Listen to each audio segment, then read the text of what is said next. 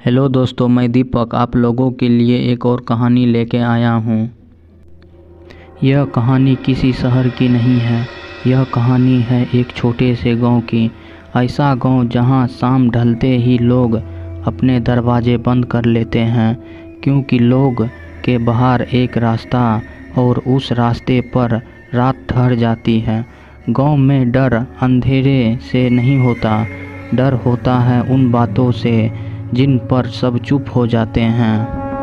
गांव के आखिरी घर के बाद एक कच्चा रास्ता, चारों तरफ खेत, बीच में पीपल के पुराने पेड़।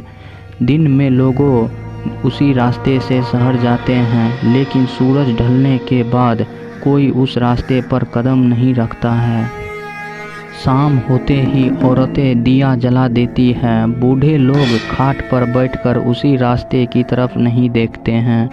अगर कोई पूछ ले क्यों नहीं जाते हैं उस रास्ते से, तो जवाब मिलता है, बस रात को मत जाना। गांव में कहा जाता है कि उस रास्ते पर कोई दिखता नहीं है, पर चलता ज़रूर है। कभी पैरों की आवाज़, कभी किसी के रोने की आवाज़, और कभी बिल्कुल पास से किसी की सांस लेने की आवाज़। एक दिन गांव में देर हो जाती है। शाम कब रात बन जाती है पता ही नहीं चलता, और मजबूरी में उसी रास्ते से लौटना पड़ता है। चारों तरफ सन्नाटा, सिर्फ झिंगुर की आवाज़। रास्ते पर चलते हुए अचानक लगता है जैसे कोई पीछे पीछे चल रहा हो।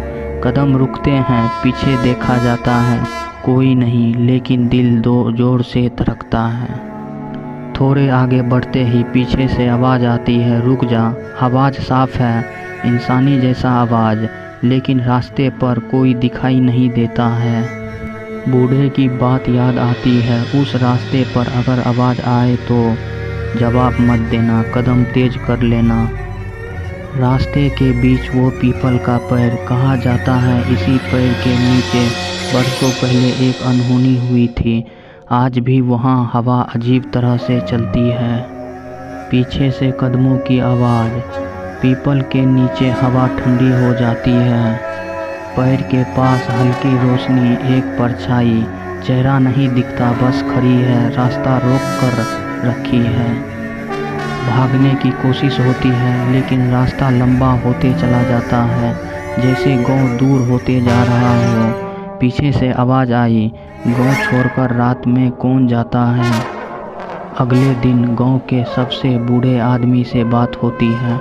वो धीरे से कहता है, उस रास्ते पर जो दिखता है वो मर चुका है, और जो नहीं दिखता है वो आज भी भटक रहा है। बरसों पहले उसी रास्ते पर एक आदमी रात में गया था। सुबह उसकी लाश पीपल के नीचे मिली। चेहरे पर डर था, जैसे उसे कुछ देख लिया हो। बूढ़ा आदमी बोलता है, उस रात से रास्ता जिंदा है, जो डरता नहीं उसे अपने साथ रोक लेता है। अगली रात घर के बाहर उसी रास्ते से आवाज़ आती है, छप छप। जब रास्ता घर के पास लगता है, खिड़की से झांकने पर लगता है वही परछाई अब खेत में खड़ी है और धीरे धीरे घर की ओर आ रही है।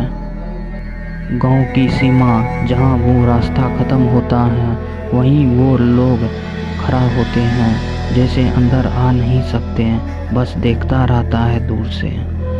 सुबह सब सामान्य लगता है, गांव जग जाता है, रास्ता फिर रास्ता लगता है, लेकिन रात का डर दिमाग में रह जाता है। बूढ़ा आदमी आखिरी बात कहता है, रास्ता बुरा नहीं है, रात बुरी नहीं है, बुरा है गांव की वो हद जहां से इंसान वापस नहीं लौटता है। अगर कभी किसी गांव में जाओ और लोग कहें उस रास्ते से मत जाना, तो वजह मत पूछना, हर रास्ता घर तक नहीं जाता है। तो दोस्तों, इस कहानी में बस इतना ही।